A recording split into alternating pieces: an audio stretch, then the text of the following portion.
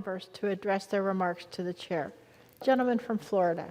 Madam Speaker, I yield 1 minute to the House Majority Leader. Gentleman's recognized for 1 minute. I thank the gentleman for yielding. I think all of us would wish that we were not here, Madam Speaker, on a subject of this gravity, on a subject so present in our society at large. The exhortation to violence to accomplish one's objectives. I've been sitting here since we started the debate, which was about 45 minutes ago. So many get up and say, I do not support violence. I do not support this action.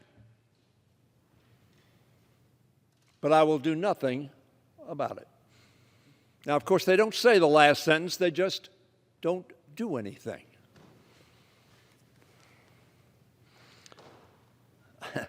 As I sat there, as Mr. McCarthy was talking, I was thinking that he was getting up in my face and up in Nancy Pelosi's face.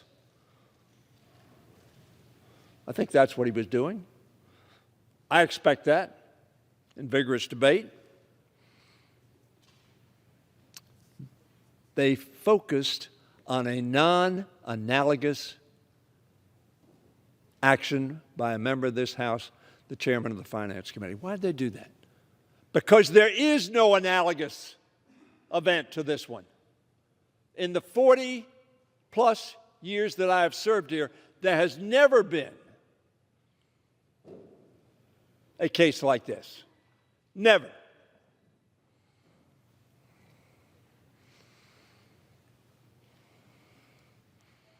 This is not about control, as the majority leader would represent. It is about decency, democracy, and security, and the rule of law. We have seen, Madam Speaker, over and over again in our politics that words matter and actions matter even more.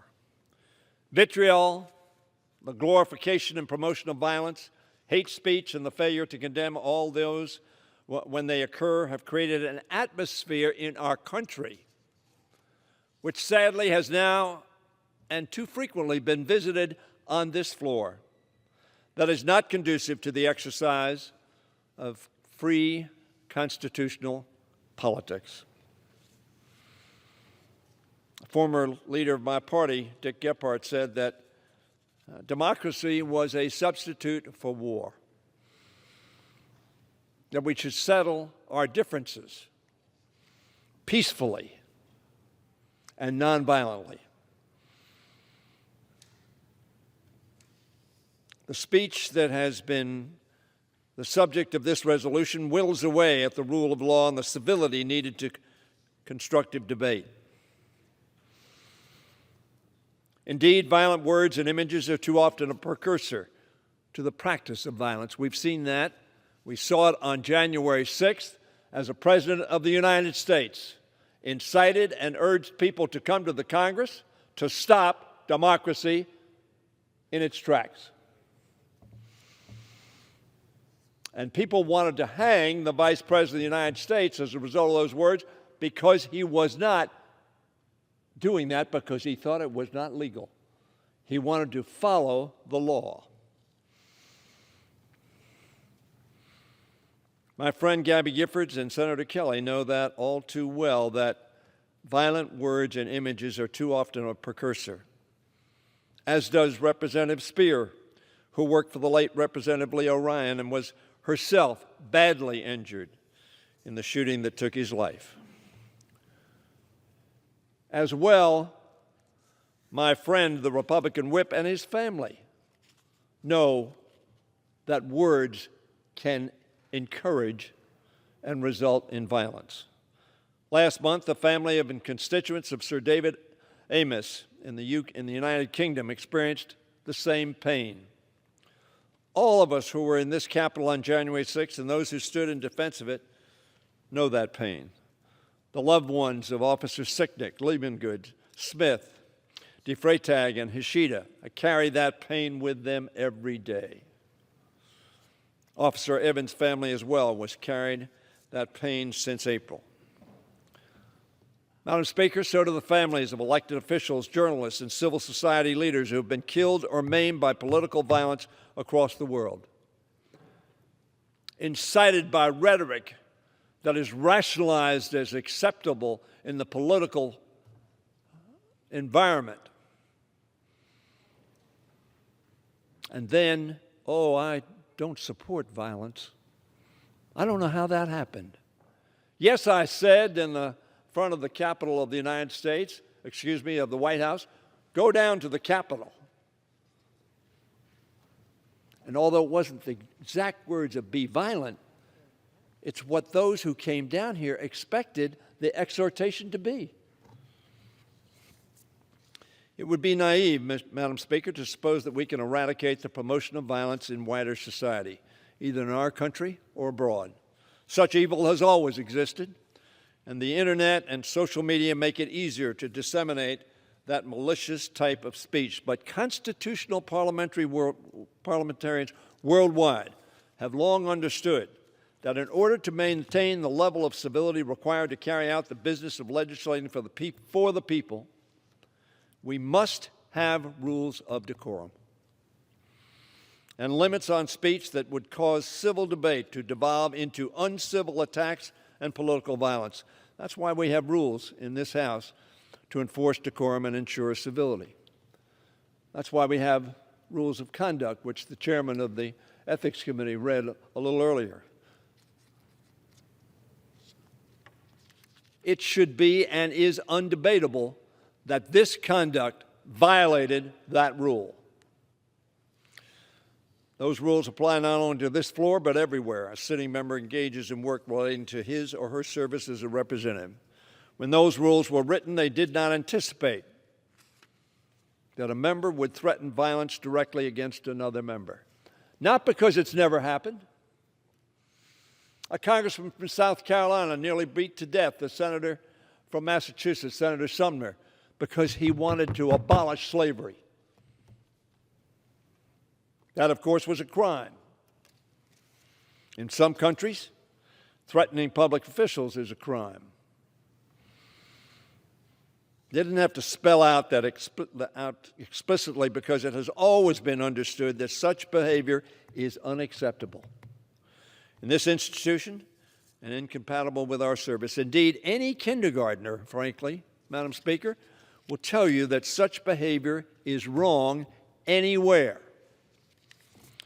The actions of Representative Gosar this week and in weeks previously, much like the actions of Representative Green earlier this year, would convey a dangerous lesson to our children and teenagers that the opposite is true, that threatening violence against those with whom one disagrees is acceptable.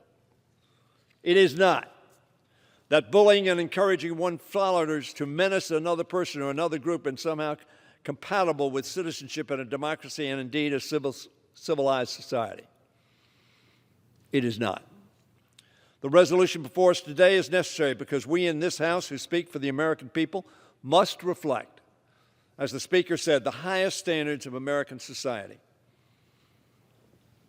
I just came from the Speaker's office not too long ago. I don't know how many of you have been there, but over the door it is the Robert Michael Rooms.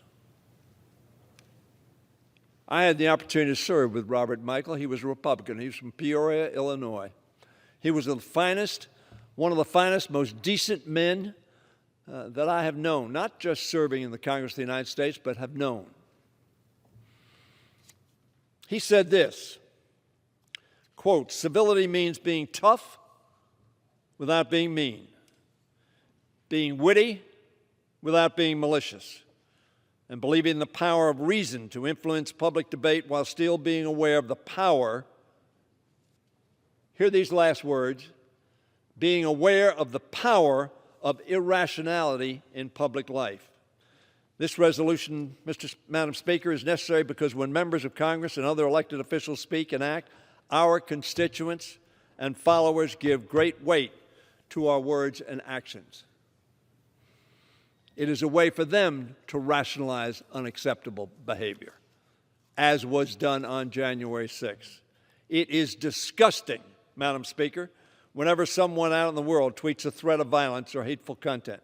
But when a member of the House does so, no matter how you rationalize it, no matter how you try to put lipstick on that pig, it is a threat of violence. What Representative Gosar did last week is not just worthy of censure, it demands it. And for anyone who threatens to apply the same standard to Democrats in the future, as Ms. Spears said, I'm with you. This is not about Republicans or Democrats. This is about decency. This is about security for our members. This is about democracy, not violent overthrow or opposition. I, for one, will join you in enforcing that standard on any Democrat who violates it.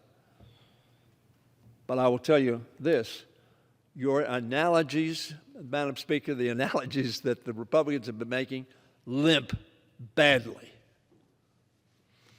I'm certain my fellow Democrats will do the same, because this is not about party, it's not about politics, it's not about partisanship. It's about decorum, civility, safety, and yes, the rule of law that was trampled upon on January 6th. But this is not about January 6th. But this is about this incident of a member using whatever medium you want to say on the public dime, threatening and showing the killing of a member of this House. Can't that appall you, even that act? Do you have no shame? Madam Speaker, those are the questions that I would ask. No one, Democrat or Republican, ought to be allowed to engage in the promotion of violence against a fellow member, or indeed a fellow American, because we know where the glorification and promotion of violence lead. We've seen it. We've seen it this year, previous years. Piercing tweets become sharp knives. Fiery words bring out deadly firearms, and cartoon killing begets real-life bloodshed. This resolution specifically addresses Representative Gosar's actions, but it also reflects more generally, Madam Speaker, what I hope is the sentiment shared by members from both parties, that we have seen too much of violent speech in our politics and in this country, and it must end. In February, when we considered a resolution relating to the violence, promoting, and undecorous actions of Representative Green, I recalled the famous words of Edmund Burke. Edmund Burke, who viewed service in his nation's parliament as the highest calling. He said, "Nothing is necessary for the spread of evil, but that good men and women," he did not add that, but would today certainly, "that good men and good women do nothing." Once again, the Republican leadership in this House has chosen to do nothing.